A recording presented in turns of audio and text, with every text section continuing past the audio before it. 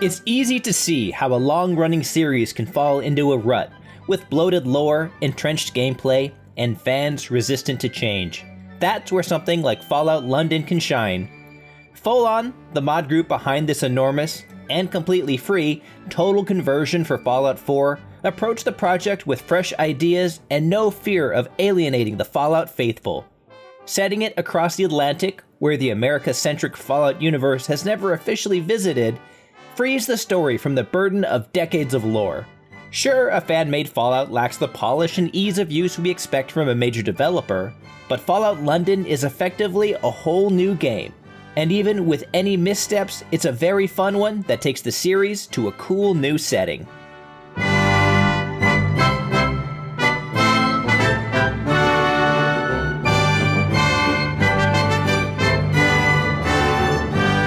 With how big and grand Fallout London is, it can sometimes be easy to forget that this is a mod and not an official sequel.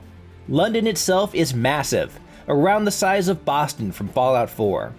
It's also extremely dense, with buildings to explore, bandit dens to clear, and all manner of interesting sights to see. Each borough has a distinct style and factions. It may be dirtier and more chaotic, but I can't help but prefer the punk rock vibes of the Pistols in Camden over the clean but snooty gentry that inhabit Westminster. Probably a bit expensive for you, though. That variety in locations does a great job of showing that London isn't a cultural monolith, and discovering what each area is like is exciting. Oi mate, watch where you're going.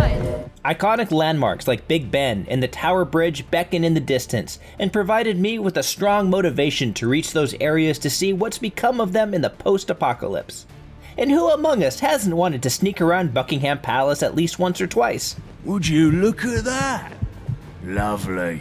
Sure, there's no Fenway Park, but it does have medieval history, which means I can do this. Whether it's the Capitol, Wasteland, or New Vegas, modern Fallout games are at their best when they let the setting be a starring character, and London has that in spades. Whether it's the classic Fallout radio stations bringing back the oldies, including some very, very British tunes, A Londoner just died today. or the thick and gloomy rainfall, it's easy to just stand on a street corner staring at a double-decker bus and feel pulled into Ol Blighty, as the current inhabitants call London. I'm tip-top, thanks for asking. I was surprised by how much setting a Fallout game outside of North America made everything seem fresh, despite the now decade-old foundation of Fallout 4. Small touches, like swapping out the wrist-mounted Pip-Boy for the handheld Attaboy, felt like cute nods and adaptations, while mixing in new fauna like irradiated foxes and badgers broke the routine that came with decades of fighting rad scorpions.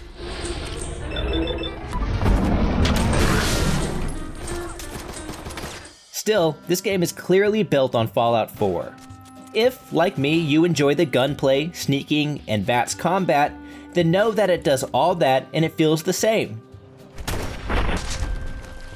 Most of the perks seem lifted straight from Fallout 4, but a few, like the numbskull trait that boosts your strength, endurance, and lugs at the expense of a very low ceiling on your intelligence, give options for fun new builds.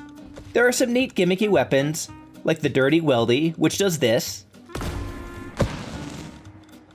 But I found pistols, rifles, and shotguns to be the most universally useful weapons as usual. The apparel options, while dashingly British, don't functionally change much. Of course, I do like that you can craft upgrades and build settlements just like before, if you're into that sort of thing, which I am. Unfortunately, technical issues make a return too, but they're a big enough problem here that they can't just be written off as, yep, that sounds like Fallout. Please, someone help me! There's an involved installation process at the start, and crashes are all too frequent while playing. If you aren't diligent about quick saving, they can be major progress killers. This is especially frustrating thanks to extremely long load times, even with an i9 processor and RTX 3090 powered rig. Police! What a public servant. Sometimes companions would just disappear, and multiple times quests simply broke, with whatever was supposed to happen at a key moment not triggering. Anytime this occurred, I was able to find fixes online or in the Fallout London Discord. often involving inputting console commands. But that's not something that everyone will have the patience or technical know-how for. To its credit, the team at Folon has continued to work on fixes, and the first big patch has reduced, but not eliminated, the crashes. You're right. We need to clear the streets.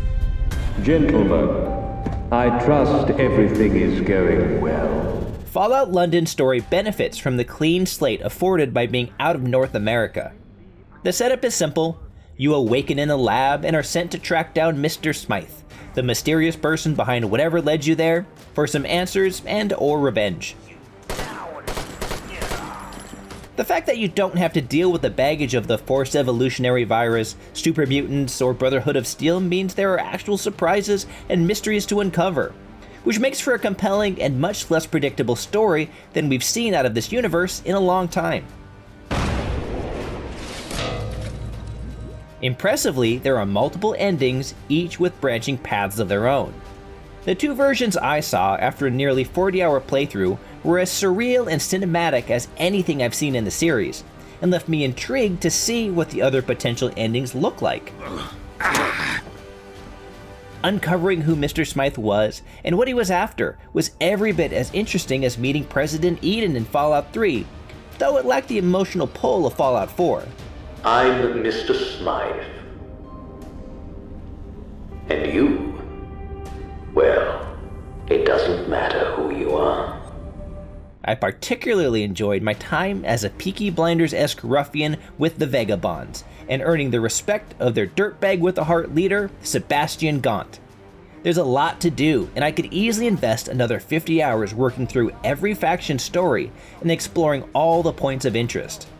Use your imagination. My biggest gripe, though, is that a lot of the hours I invested reaching the end was spent on busywork. At one point, just as I felt the story was sucking me in, I had to spend the better part of a day literally collecting signatures. I'm all for giving us a lot to do in an open-world RPG, but making those things mandatory is an unnecessary pain and kills the story's momentum. Manchester Mike Esquire. Done.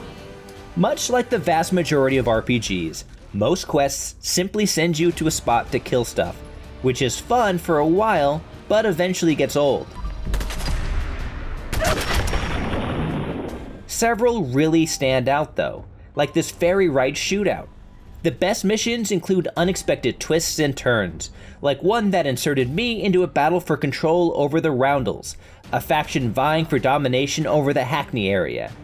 I backed the candidate I thought was the most pragmatic, with the best interests of the group at heart. What followed was an absolute bloodbath involving an accidental drug overdose, a miniature civil war, and a body count that would have looked at home in an 80s action movie. Oops. The companions who can join you all have fun personality quirks with interesting stories of their own, and earning the trust they need to open up is very worthwhile. There's about a half dozen to recruit, including this ray of sunshine. I'm about to strip your flesh from your bones! I appreciate that the companions and NPCs throughout London are well acted and produced. It sounded professional, which helped immerse me in the experience. The frustrating issue I kept running into, however, was that the layout of paths and objectives within missions was often unclear. For example, one very early section has you exploring an underground lab, and the only path forward is a pitch black door hidden in shadow, while the lit hallway next to it is a dead end. Another otherwise fun exploration of the Bank of England is derailed by the need to find exceptionally easy to miss keys. Both of those were big enough problems that there are entire guides online now explaining what to do. It's the sort of thing one would hope would be caught and corrected in playtesting, and it's the one area where Fallout London comes off as amateurish, which is actually praised since so much of the rest of it could easily pass for the work of a professional studio. My flunky is going to mess you up.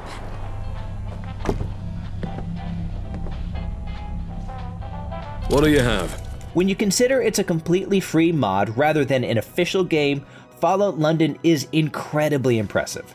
It's a massive RPG, worthy of the Fallout moniker, and the way it uses its titular city to shake up the series' US-centric formula is extremely effective and refreshingly novel. The twists and turns of the main story are compelling, aside from when you're sent off on unrelated busywork. And going off the beaten path to adventure with companions is as fun here as it is in any modern open-world Bethesda game.